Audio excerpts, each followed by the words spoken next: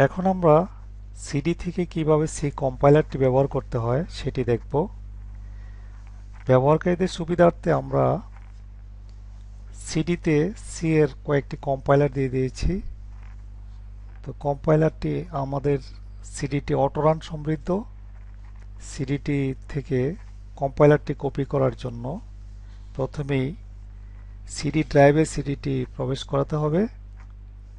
যদি Windows 7 operating system হয় তাহলে এই ধরনের একটি অটো প্লে উইন্ডো আসতে পারে। উইন্ডো আসলে আমরা যদি এই ওপেন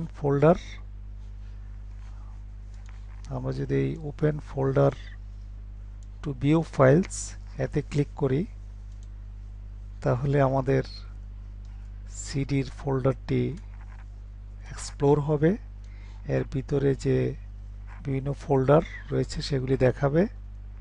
এখান থেকে আমরা সি প্রোগ্রামিং ফোল্ডার এর মধ্যে যদি আমরা ডাবল ক্লিক করি তাহলে আমাদের এই ফোল্ডারটি ওপেন হবে। ফোল্ডারের ভিতরে টিসি ফর 64 বিট এবং টিসি উইন ফর 32 বিট এই দুইটি কম্পাইলার রয়েছে। তো এখানে 64 বিট এবং 32 বিট, এখানে আপনার যে অপারেটিং সিস্টেম সেটি কত বিটের সে অনুযায়ী আপনার কম্পাইলার ব্যবহার করতে হবে। তো এখানে আমরা যেহেতু আমরা 64 বিট এবং 32 বিট এই দুটি কম্পাইলারই দিয়ে দিয়েছি। তো আপনারা কিভাবে আপনার অপারেটিং সিস্টেম কত বিটের সেটি পরীক্ষা করার জন্য আপনি দেখে নিতে পারেন। সেই জন্য আপনি স্টার্ট বাটনে ক্লিক করে এখানে ডিএক্স ডিআইএজি এটি ক্লিক করে আপনি যদি এটি লিখে ক্লিক করলে আপনার এই তথ্য সম্বলিত উইন্ডোটি ওপেন হবে। এখানে আপনার অপারেটিং সিস্টেমটি কত বিটের সেটি দেখাবে। যেমন এই যে এখানে দেখাচ্ছে যে 32 বিট। তাহলে যেহেতু আমাদের অপারেটিং সিস্টেমটি 32 বিট সেই জন্য আমরা এটি কপি করব। আমরা এই টিসি উইন ফর 32 বিট এই ফোল্ডারটি আমরা কপি করব। এই ফোল্ডারটি কপি করার জন্য এর উপরে মাউস পয়েন্টার নিয়ে রাইট বাটনে ক্লিক করে আমরা কপি অপশনটিকে সিলেক্ট করব। তারপর আমরা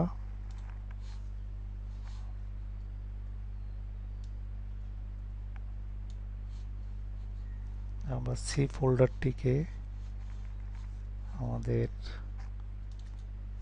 এখানে সিলেক্ট করে আমরা সিতে ডাবল ক্লিক করব।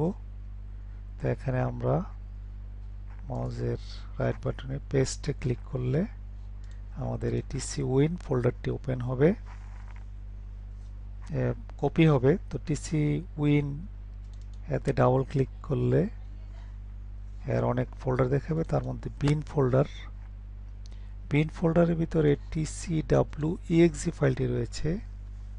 এর উপরে ডাবল ক্লিক করলেই এই কম্পাইলারটি ওপেন হবে।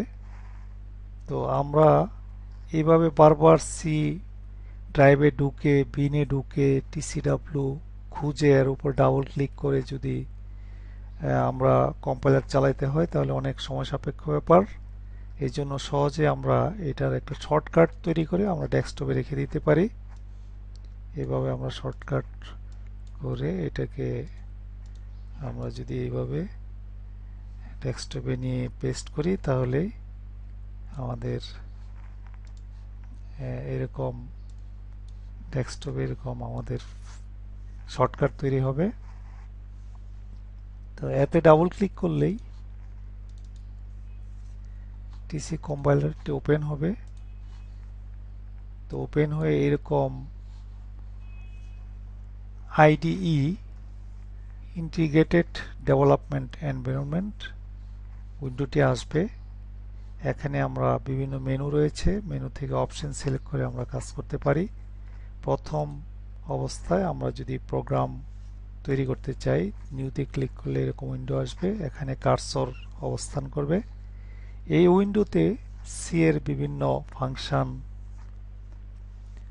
বিভিন্ন কমান্ড, স্টেটমেন্ট ইত্যাদি লিখে আমরা এটিকে যদি আমরা সেভ করি তাহলে সেটি একটি প্রোগ্রাম হিসেবে সেভ হবে। এভাবে আমরা কম্পাইলার ব্যবহার করতে পারি।